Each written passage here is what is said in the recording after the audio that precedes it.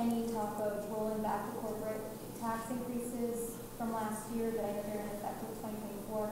I know we're awash in cash, but is there any consideration there or in the following years?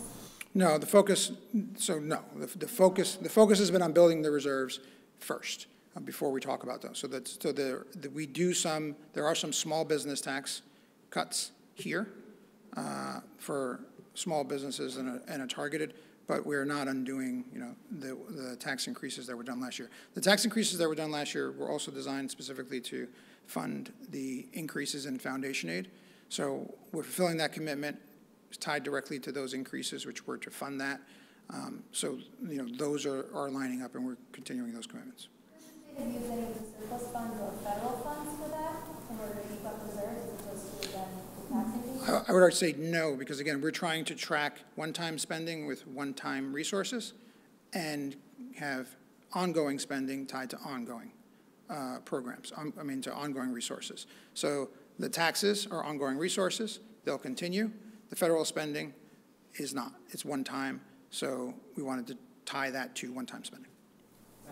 So I have, hi, Robert. Hi. I have some gambling-related questions. I noticed you had the numbers on the mobile sports betting. First, wondering if that was higher than anticipated rate of gaming that happened. Also, the budget allows for 3 new casinos. Would those be in the New York City area, or where would they be located? So the current law just didn't identify where the casinos would be located. It was just, so we're not changing that. All we're doing is reauthorizing the 3. There'll be a competition for them, and there is, there's always going to be a concern about creating competition amongst the 4 that are upstate, but there's no specific designation that they have to be in New York City. And on the mobile sports betting, I think we've seen it has been, its launch has been a success. We have over 600,000 unique accounts that were created in the first week. It's closer probably to 700,000 by now. So I think, some of the concerns, I think we're seeing it play out. People seem to be very engaged, and I think all of the participants, both on the player side and on the gambling side or the corporate side, are all seeing what they expected. We expect that our revenues will meet our targets both this year and next year, if not exceed them. I think we are now #1 in the nation in that regard. And I think what's different about our program than other programs is that 50% of those revenues go to education, and as opposed to other parts of the country where they mostly go to the private sector. So the budget book mentions that the governor is proposing to subject all vacation rentals to state and local sales taxes. I assume that applies to Airbnb. Could you confirm that, and could you just elaborate on any other significant new sources of tax revenue? So that's not a new source of tax revenue. Under current law, you're required to pay taxes on all of those. And the issue is that there's not a clear mechanism for collecting it. About 35 counties have entered into side agreements in order to collect it. So what happens is someone who's using one of those platforms, right, has to supposed to collect the tax and then remit it, and because there is no mechanism for them to do it. So the industry is asking so that we don't have 35 different counties coming up with their own schemes. The taxes are in law, so there's not new taxes. This is, if there's a hotel occupancy tax, you're supposed to tax it. If there's a sales tax, it's supposed to be taxed. So this just, puts them, instead of avoiding the tax or making it difficult for people who are participating in these platforms, right? This would establish a way for the platform to charge the tax and then remit it to the state. So that just clarifies what is current law, because unfortunately, without the ability to do that, there is no mechanism for any of these to collect the tax. Just to clarify, there's no significant sources of new tax revenue for the state in this. There are no tax increases, right? That's a current law. So there are no tax or fee increases in this budget. Robert, how is the state affording to cut taxes this year for the middle class, especially with all the pandemic costs? And in regard to the tax rebate, the property tax rebate mentioned, how many New Yorkers are expected to qualify, and what's the anticipated relief? So it's $2.2 billion, and there are about 2 million taxpayers who will be eligible. It's a progressive program that'll run off of, similar to the STAR relief program. So it's tied to STAR. It's tied to how much people pay in property taxes in relation to their income, and the benefit is a sliding scale based on that. It's capped at $250,000 income, which is the same cap that applies for the current STAR program. So, and those are relief checks, and again, we have a surplus. We're doing major commitments in spending, both on the education side, healthcare side, mental hygiene side, and all of these areas. But we also thought it's important to give some of that dividend back to people who, New Yorkers who have both suffered through the pandemic and need relief. Robert, just to clarify, are you saying that, what is Governor Hochul's position on authorizing casinos in New York City? We're proposing an RFP, or an RFA, that's what they call it, they tell me. We're proposing an RFA that we will issue in order to get bids in so that we can select. There'll be a board that makes a selection process for casinos across the state. Largely the three will be, probably focused in the downstate area, but there's no restriction there, right? If we have to get some, a bid back that's dramatic, we're not going to exclude them. But the budget is going to, right now you have to wait till 2023, otherwise you have to pay a penalty to the 4 casinos that are operating. We're pulling that forward and saying, we're going to start this year, that process. We don't have a date. We have to wait for this to be passed by our legislature, but then we'll put out an RFA, get bids back, and make awards for the additional licenses if we have bids, that are, worthy of a new license. And then globally, about $3.4 billion just in FY23, kind of immediately out the door. Can you talk about your consideration for doing that in the form of the rebate checks and the health worker bonuses, as opposed to maybe some one-time cash bonuses, one-time capital projects and capital expenditures for anything, the MTA, burying I-81, a new stadium for that team in Buffalo? We're doing both. I didn't go through some of the investments in the infrastructure, but as I mentioned, we want to tie the one-time resources to one-time spending. So we do have a highway and bridge plan, it's $32.8 billion. It's the largest highway and bridge plan in history. It funds major projects across the state. We call them mega projects, everywhere from every part of the state. We have projects in New York City, projects in Buffalo, projects in in the capital region. So, and we use some of that. We said $1 billion of it was going into the Highway and Bridge Fund. There's actually a little bit more in PAYGO already in that fund. So that's that infrastructure. And then within the budget, you'll see there's also $1 billion and $1.6 billion in the healthcare space, one-time capital expenditure. Those are the larger ones. And then there's a lot of infrastructure investment. So I think it was both. So we did the reason we want to use the rebate check as the mechanism, because again, it's one time, you can get it back, and then but then also the other one-time places that we're making investments is in infrastructure. And you'll see in the plan, we have a significant amount of PAYGO in this plan, more than we've had in the past. Build on Bernadette's question. FY27, you said you got balances through there. That's when the higher PIT surcharges expire. Are you setting the state up fiscally to let those expire, or are you, as you sort of alluded earlier, setting up if they are matched with the higher levels of education funding that are currently baked into the multi-year projections, are you setting them up to be renewed? I think the determination on that is going to be made, years from now, right? I think, but we'll see what happens between now and then. But what we're not doing is like spending to the edge there, where it's requiring, right, that everything gets renewed. So I think what this does is create a glide path for the federal money to fall off, right, and to show that we can make these commitments, keep them ongoing without having any out-year gaps. And these are any out-year gaps. And as you know, we would talk about small gaps, before, 3 billion in the out years, 3 billion, and now you're talking about, about zeros, and it's zeros after, you make these significant deposits. So I think the legislature, working with the executive, will make determinations on, the extensions of taxes, years from now. But this budget, positions you well. The governor said that she wanted to abolish and replace the 421A program. She didn't really offer any details. And I'm sorry, I didn't hear what program? The 421A tax cut for developers.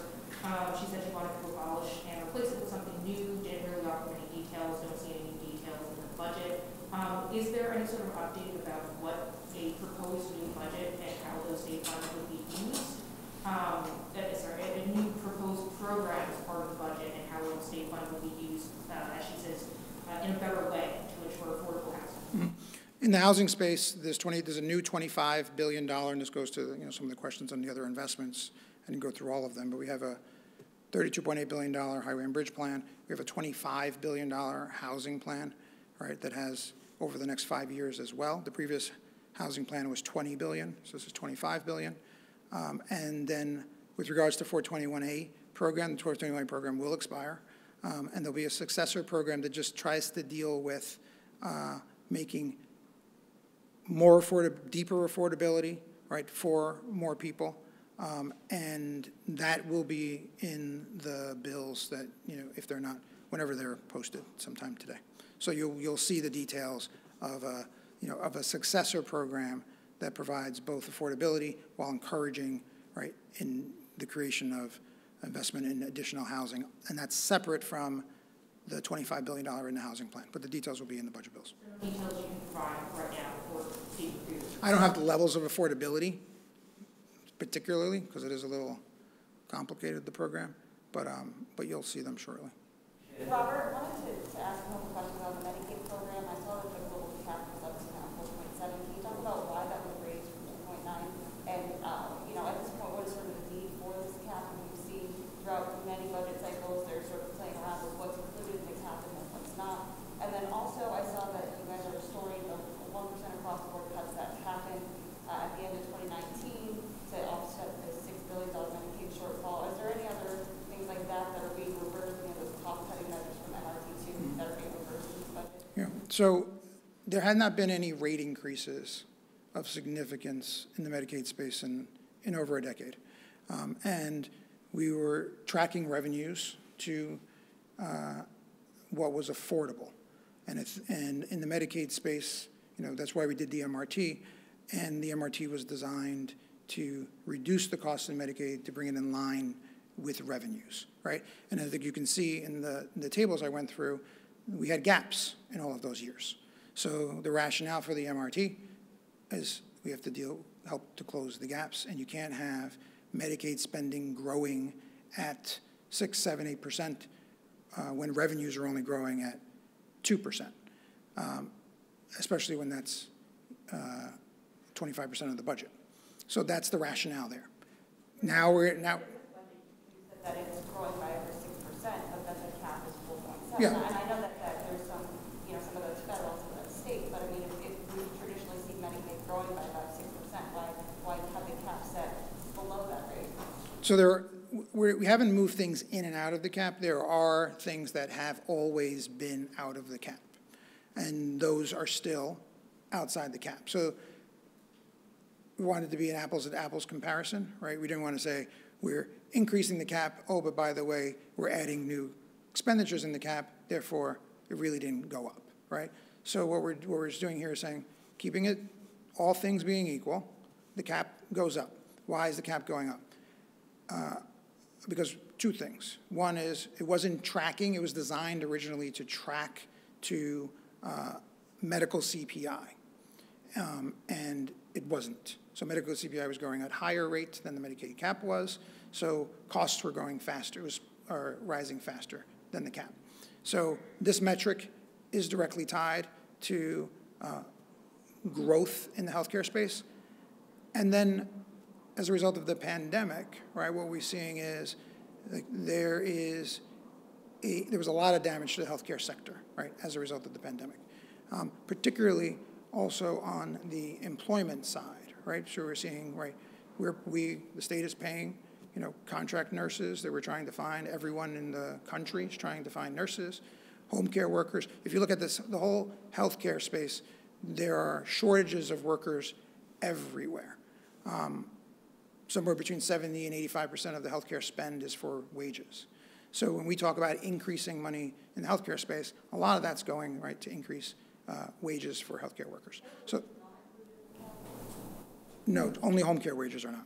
So home care wages were not put in as it dealt with the minimum wage, but hospital funding, nursing home funding, all of that is running through the global cap. So the rationale is right now is, as a result of the pandemic, we see what's going on, we need to invest in that space. Is the global cap appropriate right now? No, because we saw that it wasn't tracking to CPI. And is it affordable? The answer is yes, because we've shown that it can be affordable, so we're making a larger investment there. It's similar to what we did on the education side as well, right? There was a education income growth factor, right, that was tracking education. The decision was that we wanted to fund foundation aid, right, set aside that growth factor here, and it was always about, is it affordable, and does the current tax base support the increase? And here the answer is yes, as demonstrated by the deposits to reserves and the zero gaps. And then are there any of the MRT2 proposals that are being clawed back in this budget, aside from that 1% cross-border cut that happened? Yeah, and then I would say the issue with it's 1.5%, and the issue there was it doesn't make sense to kind of keep the 1.5% on the board and then add, right, 1%. Then you're not doing anything. So the way it's structured is that we had to take away that in order for it. So it's either you count it as taking away 1.5%, or you just count it as increasing 1.5%. But you had to do both in order to get them just 1%. Otherwise, you're just going in a circle. David?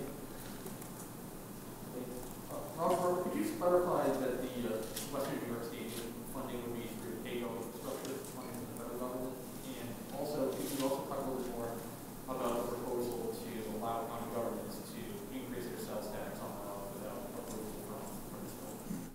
Here's the second one. So every 2 years, right, the state has to approve the county sales tax and the counties are looking for certainty, right? It's one thing in budgeting. I know it, doing 4-year, 5-year plans out, right? Certainty.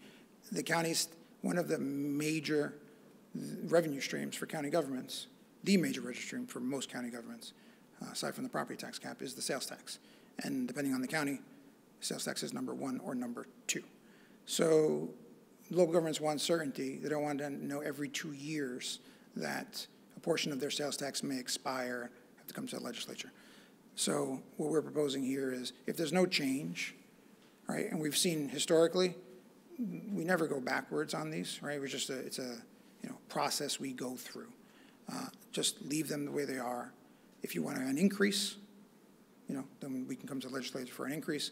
But it helps in long-term budgeting for local governments and also for their debt service and their bond ratings to know that they have a permanent sales tax that is in place, because it's somewhat of it's just a little bit of a farce that's going to expire every time and turn it back. So the governor is very focused on helping local governments and wanting to make sure, right, that they have the tools. And this is an easy one, doesn't cost anything, but gives them certainty. Rob, on the Western New York State. Yeah, the Western New York State, there hasn't been any determination because we don't have a dollar number of what the contribution would be yet. Those talks are ongoing. So once we Appropriation in the capital projects bill for that. there's not an appropriation for that. That's right. Rob, just so I have it on tape, what specifically is the $224 million for anti-violence efforts being spent on? There's a whole list of programs, right, that I don't have. There are violence interveners, right? There are funds for various community programs, including infrastructure, right, for alternatives, after-school type programs, and there's a whole host. It's about, I believe it's like $60 million more than was spent last year on the programs, and we're looking at each program to see which programs are working. We'll refund those and increase those, and if programs are not, we'll try new ones. But this is something that we've looked at programs across the country to see what's working.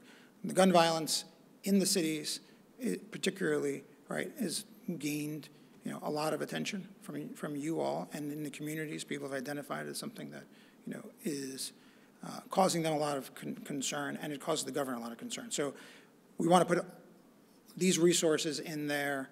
It's mostly for for non-police resources, right? This is for trying to avoid the violence before it actually happens. As far as the distribution goes, is that something that after the budget passes, it all just goes out in lump sum to whoever it's supposed to be doled out to?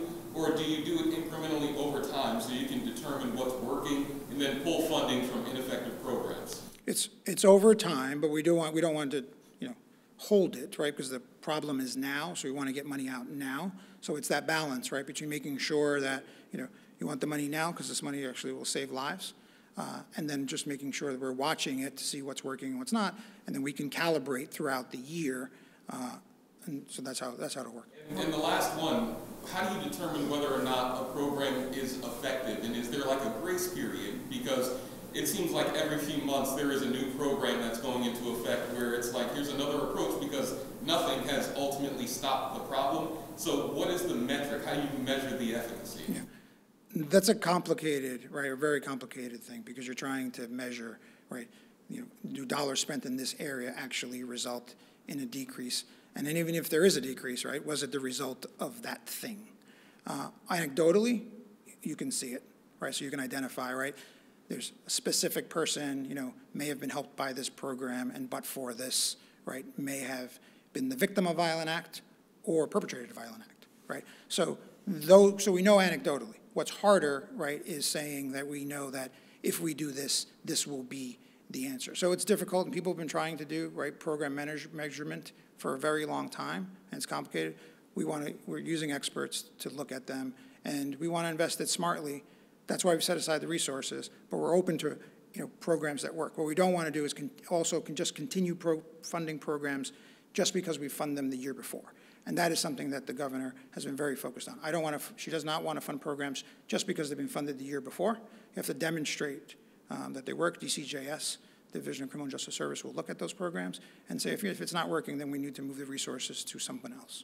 Our Buffalo affiliate is wondering if... the increase in child care spending, is that all federal dollars? No, it's state. How much is it state resources to increase. So there was federal dollars last year that were spent over multiple years, but we're also using state dollars to increase the eligibility for child care subsidies to families that are 300% of the federal poverty level, which is $79,500 or $600, depending on who you ask. And that'll allow for 400,000 children in New York State, more children, to be eligible for those subsidies. And we're funding that with state dollars. There's some federal money in there, but that rolls off, and we're fully funding it with state dollars in the out years. I have one. Robert, you talked about tax migration. What is the state doing to counter that? Because I know Governor Kathy Hochul talked about I think 300,000 people that moved out throughout the pandemic according to census numbers.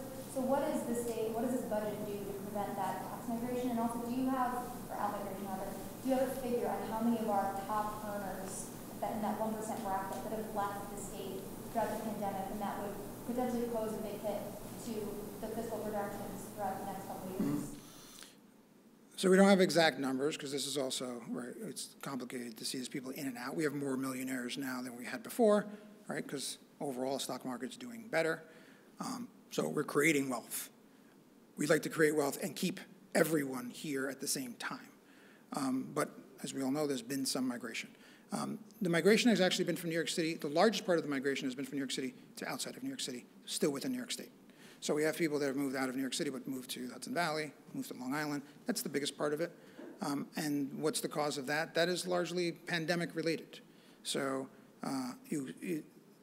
as a result of the pandemic, right, and the restrictions and the density, right, part of living in New York City is there's lots of things to do in New York City to have fun. And when you close those things down, go someplace else. So with that ending, hopefully, so I think it's directly tied to, as COVID goes away, or we figure out how to live with it, all of the reasons that people live in New York City, right, comes back, and then people will still want to live there. Young people still want to live in New York City. If we're looking at anything as to what's going on, look at the real estate market. Rents are up, again, over what they were pre-pandemic. Sales of condos are up again, over what they were pre-pandemic.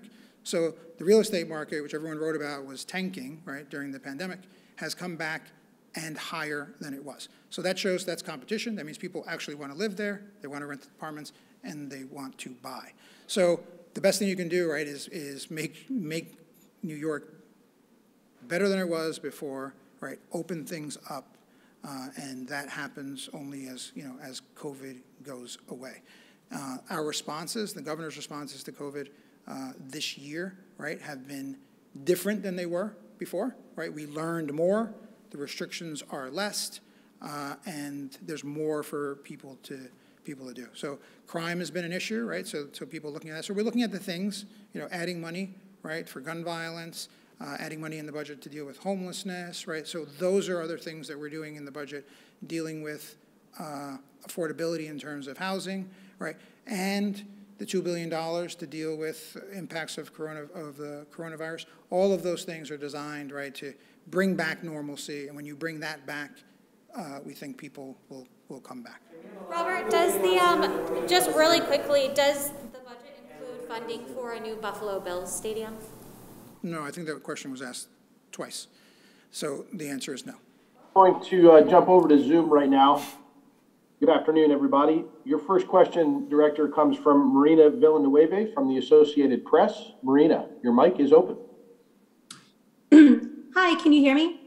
Yes. Hi, I apologize. I wasn't able to hear all of the questions. I was wondering if there's any evidence that the tax hike last year has led to wealthy individuals or big corps fleeing New York. And does this budget proposal expect that the corporate tax hike is going to expire in 2024 and the personal income tax rate is going to sunset by 2028? Yeah, so the budget assumes that current law, we're not changing current law. So the way we do our financial plans is we assume that if a tax is going to expire, that it expires in the absence of legislation that changes it. So anything that's scheduled to expire is assumed that it will expire in this plan. And what was the And first is there question? any evidence that those tax hikes has led to like wealthy individuals or big corporations fleeing New York? We haven't seen any evidence of that. If anything, right, those, some of those tax increases were, on the margin compared to the impact of SALT, right? The impact of SALT on those very people was dramatically greater than the marginal tax increase that the state did. So if there was anything, right, it would be hard to separate the impact of what Washington did to the state with regard to SALT from the increases, the relatively small increases on the income tax side. Now, not that they're small increases, but in scale, SALT is far disproportional to anything that we did. So if there is any tax migration, it would be the result, because of that, it would be the result of SALT, because that was dramatically different, and it impacts New York particularly hard. We attempted to deal with that, right, through some of our tax changes that we have in our budget, and I think many taxpayers are taking advantage of that who would have been impacted by the damaging effects of SALT. So we hope that that's blunting the attack from Washington on the state as a result of SALT. Thank you very much, Director. Your next question comes from John Campbell of WNYC. John, your mic is open. Hi, Rob, one more time on the casino proposal here. So is the governor proposing speeding up the process from 2023 to 2022 and eliminating that penalty that would have had to been paid to the other casinos? Yes. Okay, thank you. And then also two programs that are mentioned in the briefing book, but I don't believe they're getting additional funding. The Emergency Rental Assistance Program and the Excluded Workers Fund. what went into the decision not to put state funds into those programs, which, as you know, are essentially depleted? Mm-hmm.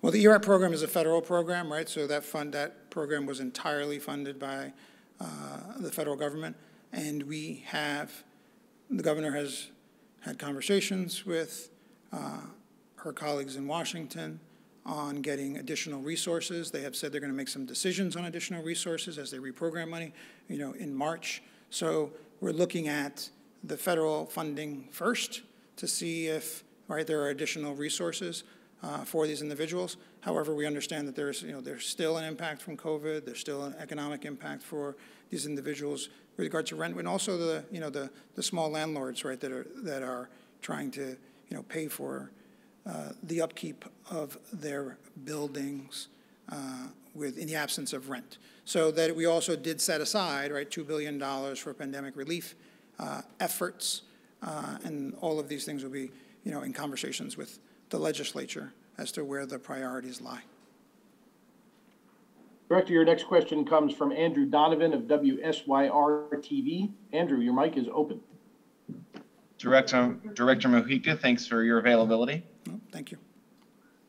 I'm wondering if you could elaborate a little bit on the bonuses for nurses and other healthcare workers. I know it's $1.2 billion in total, up to $3,000 full-time, 1 year of service. Could you kind of explain how the $3,000 is allocated, how much each person gets, the factors that go into that determination, and kind of speak directly to healthcare workers, how they can expect this money eventually from state government? Yeah.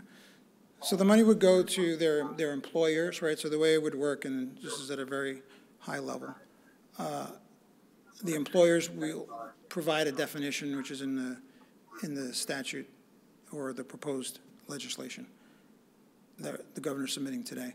There'll be a definition, right? What is the healthcare worker that was on the front line? Identify the workers that are eligible, the healthcare workers who, worked in the front lines, were hands-on, working with patients, right, before, and also for new healthcare workers, right, because it's a retention and also a desire to create an incentive for more people to enter the field, because we're seeing a lot of shortages, which you're all aware of. So that's the eligibility part.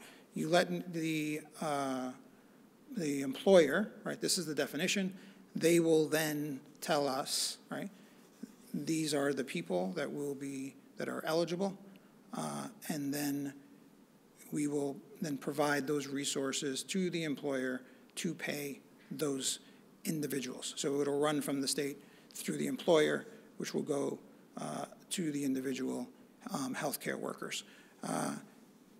For the full $3,000, it's for full-time workers, and as a way to provide incentive for retention, what we're saying is we want people to be working for 12 months to receive the full $3,000. However, for workers that are currently working, if they've already worked 6 months or more, that 6 months will count towards the year, so they can get, and the check will come in 2 parts.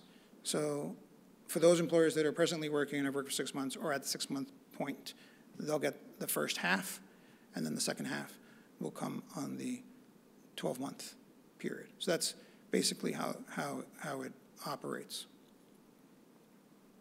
Director, your next question comes from Rima Amin from Chalkbeat. Rima, your mic is open. Hi, thanks for having this. So my first question, I just wanted to know about the specific dollar investments that are that the governor is proposing to go towards the teacher pipeline and getting more teachers into the pipeline. I know some of that is supposed to maybe be for SED and hiring more workers there to speed up the certification process, but can you talk more about what those proposed expenses will look like? There's about $350 million dedicated to workforce recruitment and retention. There are a few programs which I don't have off the top of my head in the education space. On the resource side in the education space, right, there are a lot of resources in the education space that have been provided to school districts over the last year and a half. So school districts across the state have gotten about $15 billion in federal money to be spent over 3 years, on top of $3 billion in school aid this year, this current year, $2 billion proposed for next year, and then upwards of $2 to $3 billion the year after. So from a resource perspective, a lot of school districts, most school districts, I don't know that any, right, have spent all of their federal money. So from a resource perspective, there are a lot of resources going into school districts. But what we found, and a lot of employers have found, it's not all about the resources or the salaries. It's about other factors, and bringing more, and the pipeline of getting people to want to go into some of these careers. And I think that's what some of the focuses of the 350 in the workforce is, to identify, again, licensing criteria, alternative teacher certification, and educational costs, right, associated with tuition, paying tuition, forgiving tuition, all of those things. So there's a whole, there's a group of programs that are, funded in the budget. I don't have the specific details, but the point is that there are resources in the higher educations, in the education space, and then there are also specific workforce initiatives targeted towards teachers. Thank you, Director Mujica. Your next question comes from Keisha Clucky of Bloomberg. Keisha, your mic is open. Keisha, go ahead and open Hi. Yes, can you hear me? Yes. Okay. I just had a quick question, again, to clarify the middle class tax relief. So is it a reduction, a rate drop for the personal income taxes, or is it a rebate? And if it is a personal income tax rate drop, do you have any specifics on what that would mean for single filers and so forth by bracket? I don't have the specifics of the, because for every individual, it is going to be different, right, based on both their income and based on the property taxes that they pay. So it'll vary in different parts of the state, right, and based on, what their property taxes are. Also, what their property taxes are in relation to their income. It will be an advance refund, so it is off your personal income taxes, but we will advance it as we've done before, so similar to previous rebate proposals. Instead of having to wait, if we did it this year, you'd have to wait until your 2022 tax filing, which wouldn't happen until 2023. So what we're doing is providing an advance refund so people will get the benefit today and not have to wait till when they file their taxes. Thank you. All right. Thank you, Director. A couple more questions coming at you from Zoom. Your next comes from Marie French of Politico. Marie, your mic is open. Hey, thank you. Can you hear me all right there? Yes. Excellent. Yeah, I was just wondering if you could offer any specifics on the amount of transportation aid that will be available to school districts to electrify their bus fleets. It's briefly mentioned in the book, but I don't see any specifics about amounts. That's probably a pretty costly transition in some cases. It is. The buses cost, upwards of double to more, right, than the current buses. There's some federal resources that are going to be available for this. There are some off-budget resources from part of some of our climate change agenda that will be available for this. And then also school districts would be eligible for transportation aid for these investments. So depending on the school district and the relative wealth of the school district, there's formulas for transportation. In some school districts, the transportation aid is as high as 80%, maybe even more.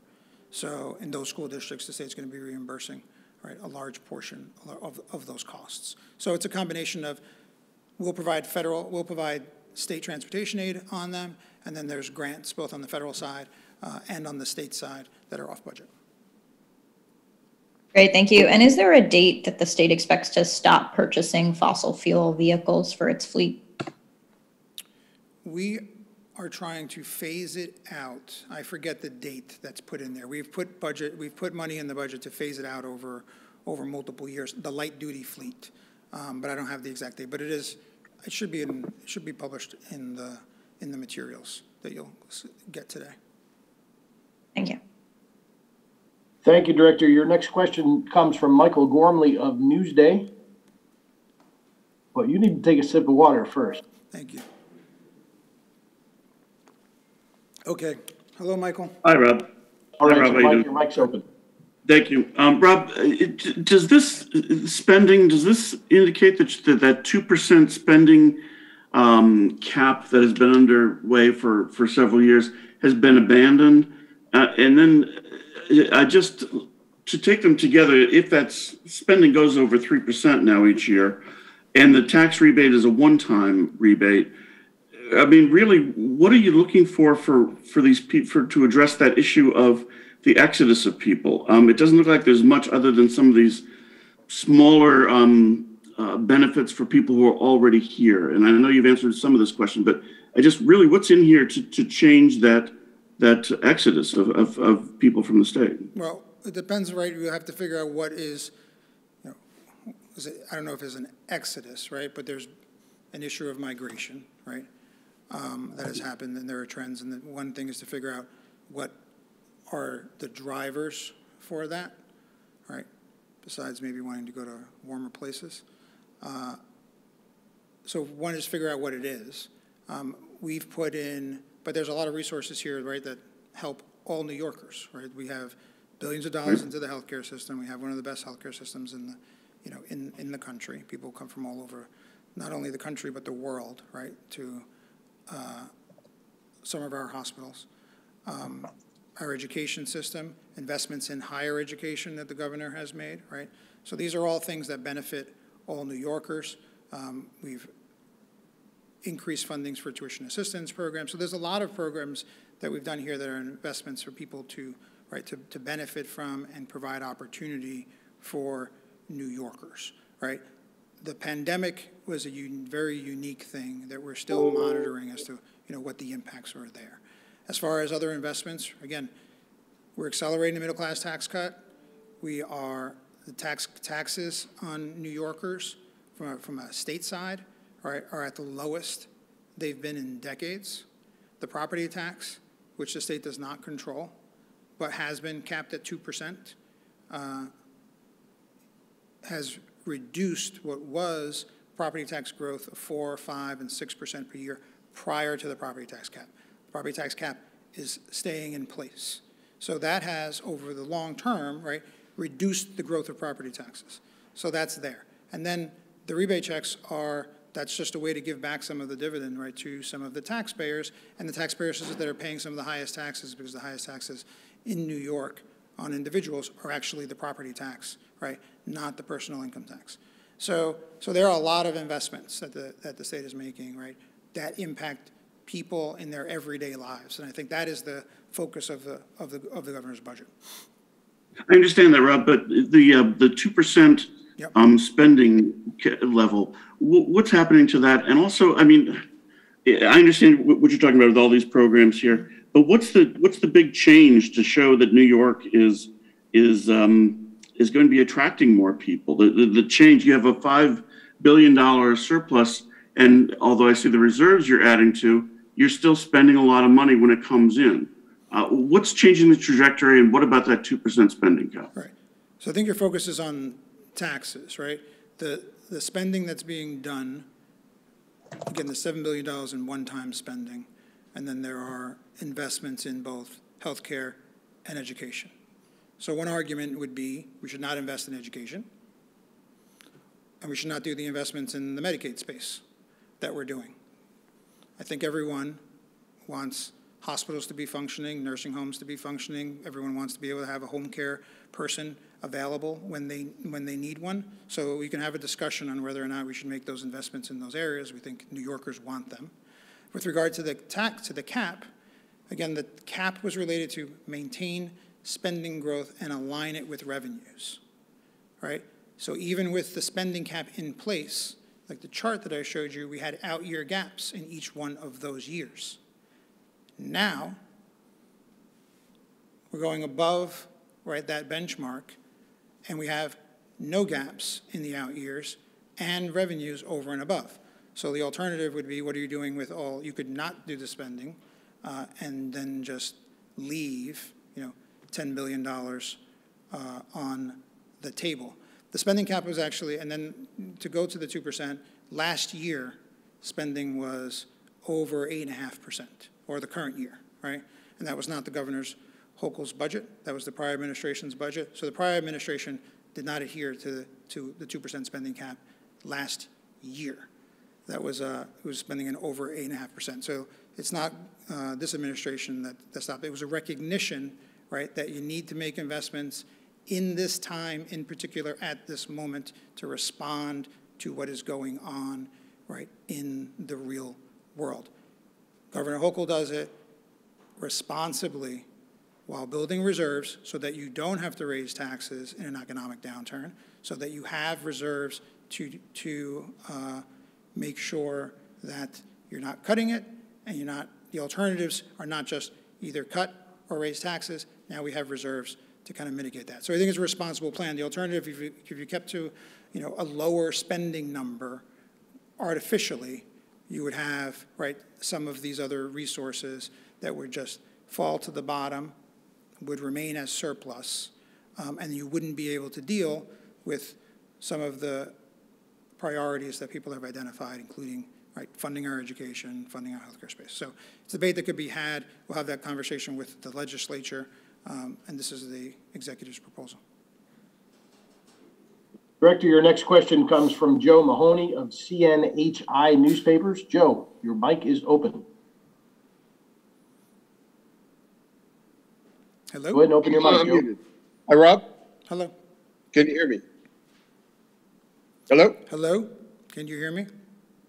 I can hear you. I don't know if you can hear me. I just saw you on mute. I can hear you loud and clear. Okay, let me hit that.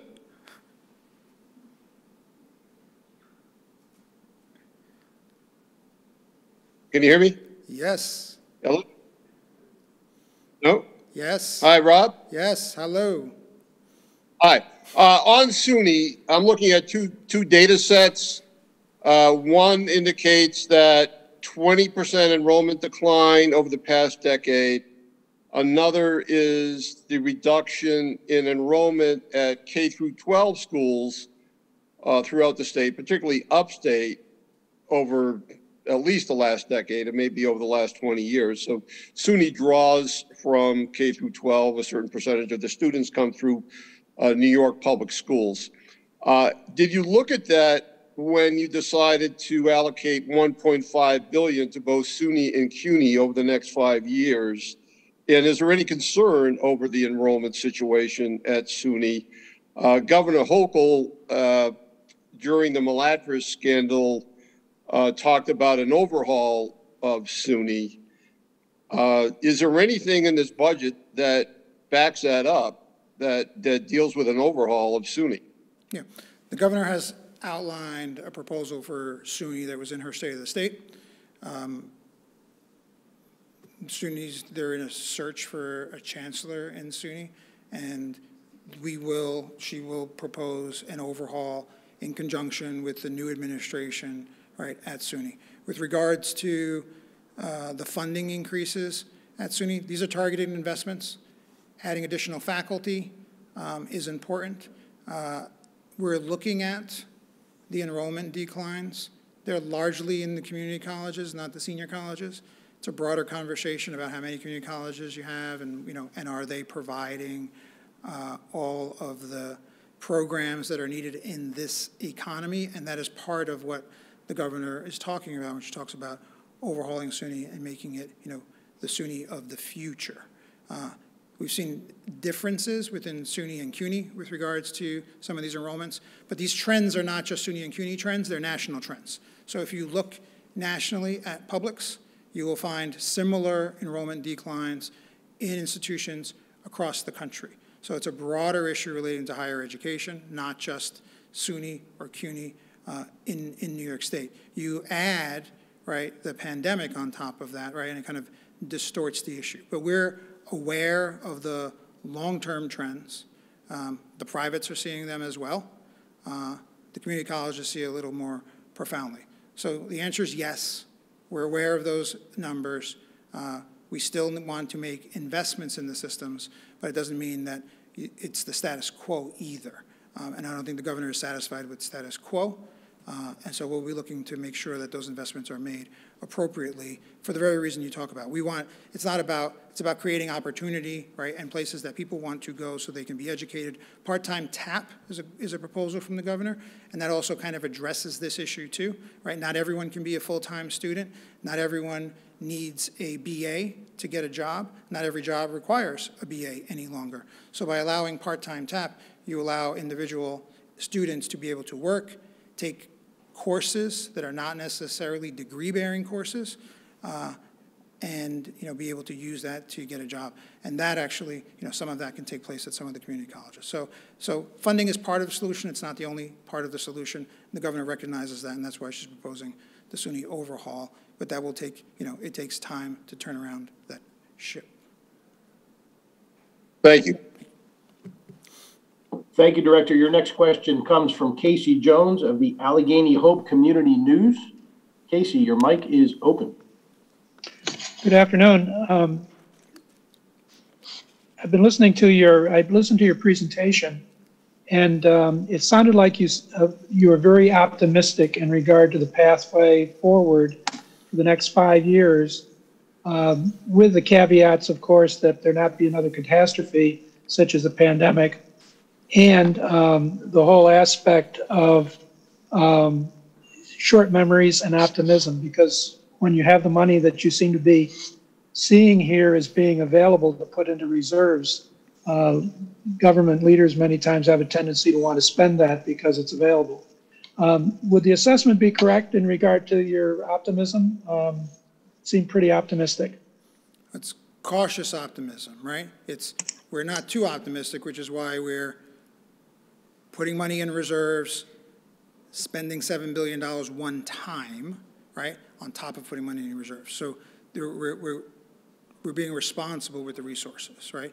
You could spend $7 billion on recurring programs. You could not put money in reserves. That would be irresponsible and be overly optimistic. So governor's optimistic about the future of New York State. She's optimistic that these are the right investments to make at the time, but she also is making the smart decisions to put money in reserves and spend on one time so that we don't create a cliff that you can't turn around without doing more damage than you do good. So we're optimistic that the growth in the state will return to normal levels of growth, but we're not going to spend to the level of what we just saw and these very large increases, because again, we all saw the pandemic, we all saw how dramatic the decline happened, and then we saw it pop back up. This is not sustainable at this level. We will return to a level of normalcy. Prior to the pandemic, it was a relatively slow growth period, where GDP was growing at 2% and 3% for a decade. So we anticipate that we will return to more normal levels of growth. We're not overly optimistic in our out-year forecasts, but we are optimistic that the state is growing and that these investments are the right ones at the time, while setting aside stuff for rainy days, because they come and they can come at any time. Very good. Thank you. Thank you, Director. Your next question comes from Dave Colon of Streets Blog. Dave, your mic is open. Hey, Rob. How's it going? Hello. Good. Great. You're an MTA guy, so I'm sure that you're aware that General Lieber was on the record at the end of last year saying that it's time to reconsider long-term revenue sources for the MTA and treat it more like an essential service, police, firefighters, so on, and fund it that way. Does the governor have any appetite for that kind of long-term revenue shift, new long-term revenues in this year's budget? I think that we're looking at the finances, of the MTA right now, as a result of the influx of federal dollars. They don't have an operating gap until 2025. So it gives us some time to, look at the MTA. A lot of what is happening at the MTA is a result of the significant decline in ridership that has not returned as a result of the pandemic. some of that will return, but they're also subject to, right, what happens with, work from home and those kinds of activities in New York City, right? So I think we all need to look at the MTA and just see what long-term, right, what is sustainable. The MTA has maintained operations, largely.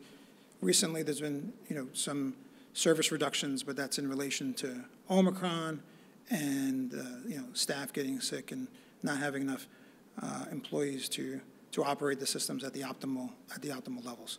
But there's time to look at the MTA and figure out what is the path forward there. So I'm sure that the chairman, will have a long-term operational plan, that we can all, work on together. The good news for the MTA is that the dedicated taxes, so just like the revenues for New York State have increased as a result of this recovery, so have they for the MTA.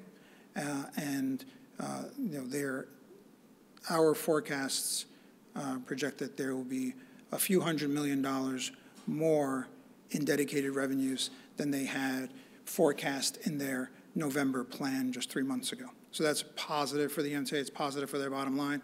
And again, if those revenues continue, right, for multiple years, then, it'll put them in a much better position than they are today. But they're in a crisis, and I know the chairman's focused on it.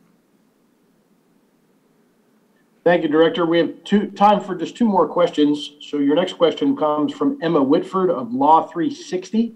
Emma, your mic is open. Hi there. I had a quick question about the $2 billion for pandemic recovery initiatives. Is that all state dollars? That's the first part of my question. Yes, it's 100% state dollars. It's part of the current year surplus. And back to the ERAP question.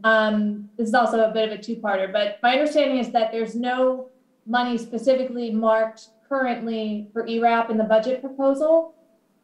Right, not specifically, but again. Not specifically, but are you saying that some of that $2 billion could potentially go towards ERAP or some other sort of rental assistance program? Yeah, I think the governor mentioned in her comments this morning, right? Those monies are available for coronavirus relief efforts or spending.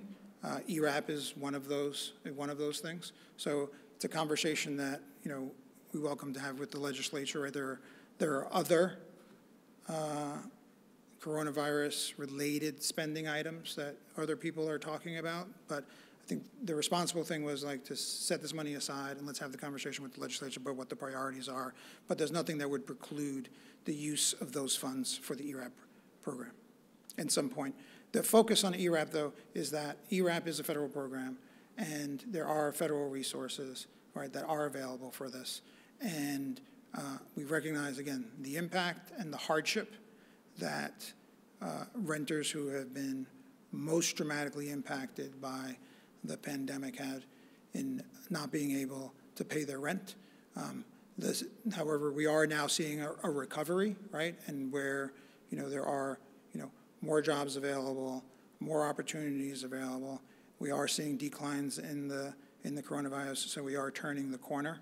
So as we move forward, we don't want to leave anyone behind, make sure people get taken care of, but we also want to make sure that we're pivoting beyond programs that were specifically designed for the pandemic to focus on growing out of it.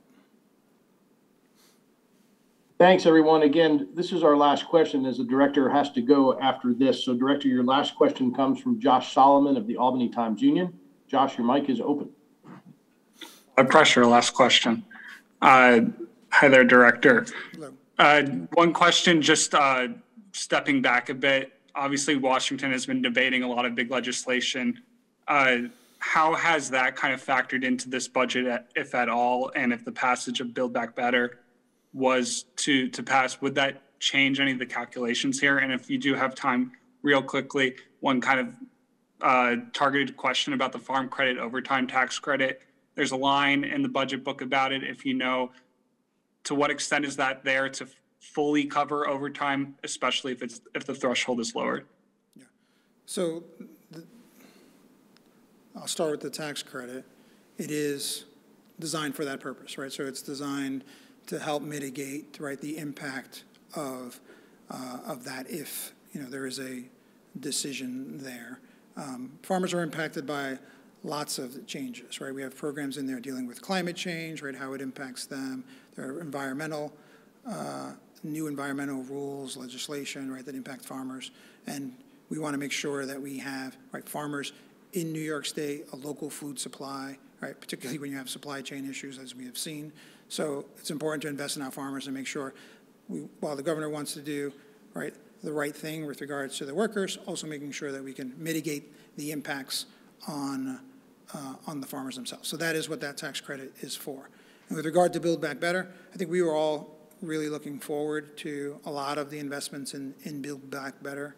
And I don't have a crystal ball as to what's going to happen in Washington, but it would be very good for New York, right? And it hits on a lot of the things that the governor made investments on. She did not make investments, right, waiting for Build Back Better, because we have to move forward, right, notwithstanding what's going on in Washington. But there are a lot of investments in Build Back Better that would, be very important for New Yorkers. So we're hopeful, right, that they find the path forward there. Robert, when are the states seeing the revenue projections for legalized marijuana? That's been something that's been slow just to get started, but there's some language in there about licensing fees. So what year are we going to see that revenue, and then when does it come to full fruition?